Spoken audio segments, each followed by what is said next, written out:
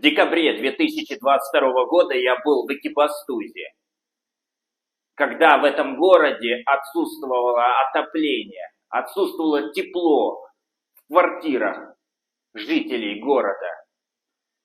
Так вот, я тогда уже знал о том, что данная ситуация обязательно повторится в следующем году, то есть в этом, 2023.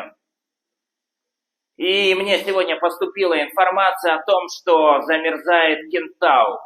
Это город Туркестанской области. Также только что мне написали в личных сообщениях о том, что тепло отсутствует в некоторых районах города Туркестан, административном центре области. А ведь совсем недавно, всего лишь пару дней тому назад, Токаев дал настоятельное указание нашим чиновникам, чтобы обеспечить народ теплом в зимний период, в отопительный сезон. И что?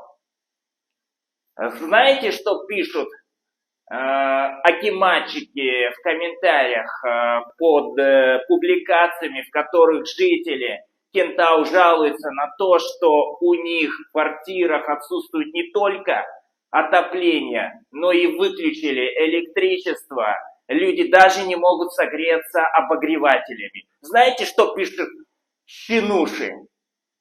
Они пишут: все в порядке, аварий нет, все в норме. Это слухи, это распространение заведомо ложной информации. И люди, народ, который живет в Кентау, пишут под ответом о том, что нету никакого тепла в домах.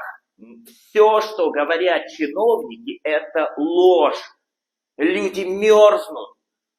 Доколе это будет продолжаться, сколько еще мы в Казахстане будем терпеть лживых чиновников, которые не могут подготовиться к отопительному сезону летом, осенью.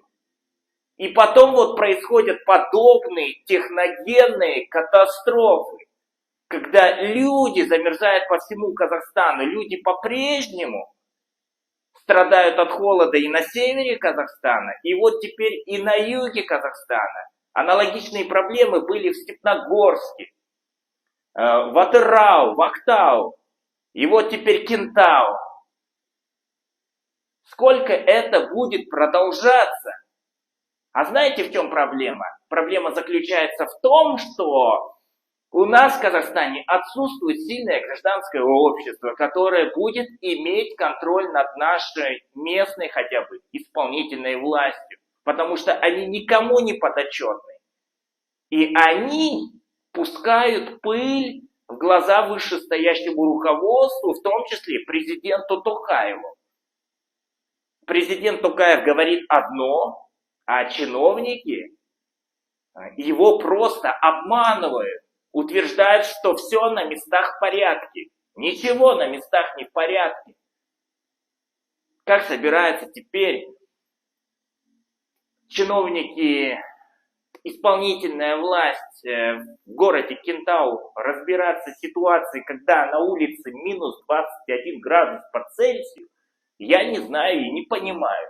Надо было готовиться к зимне-отопительному сезону еще летом, еще весной, сразу после завершения предыдущего отопительного сезона. Но нет. Наши акиматчики, как та стрекоза в басне Крылова. Отдыхала, да додыхалась.